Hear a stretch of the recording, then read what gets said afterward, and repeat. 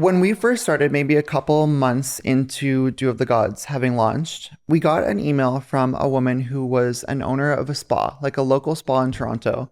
And she was like, hey, I would love to place a wholesale order for your products. And we were like, what? Oh my God, that's so cool. We never thought that wholesale was like an avenue that I just didn't know anything about it really. So she's like, okay, like I want, it was a small orders, maybe like 5 of every item, maybe like a $700-800 order or something like that. But we were so excited. Yeah. And I was just honored about the thought of like somebody believes in my brand enough to not only want to like sell it to their customers, but they believe that they can even make money like off of our products. You know what I mean? And so we're so excited.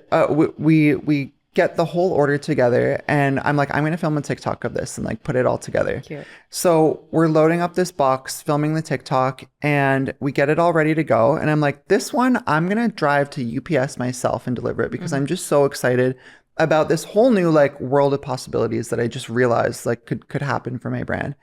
And we're about ready to go to UPS. And I'm like, you know what? I'm going to just check my email and see if she happened to, you know, maybe want to add something to her order or something like that. Sure enough, open my email. There's an email from her and it says, Ryan, I'm so sorry. I have to cancel our order. We've had some financial issues and we're not able to proceed with it. And I was devastated. I was so sad. And I was like, oh, like I filmed the whole TikTok, like I did everything. And a couple days go by and I'm like, you know what? I was really sad about it. I was really in my feels about it. I was like, this was like my ticket, like for the brand to grow. I'm like, you know what? I'm going to post that TikTok anyways, because even though it's like a little bit of a like not so true anymore, it was true at the time when I filmed it. And so I posted that video and it kind of blew up at the time. I think it maybe got like 100,000 views or something like that. And right after I got a DM from Daniela at now IPSY, who was working for BoxyCharm at the time. And she said, hey, we saw your video.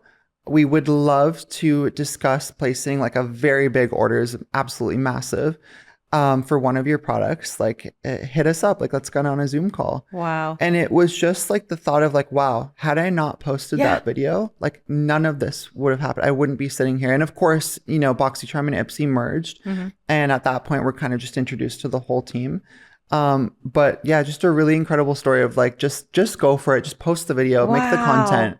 That is so crazy to think if you were like, if I just was like, you know what, I'm too much in my feels about this, too sad about this. And funny how that woman, like who owned the spa, she would have no idea that her, you know, canceled order really popped off my whole brand. So.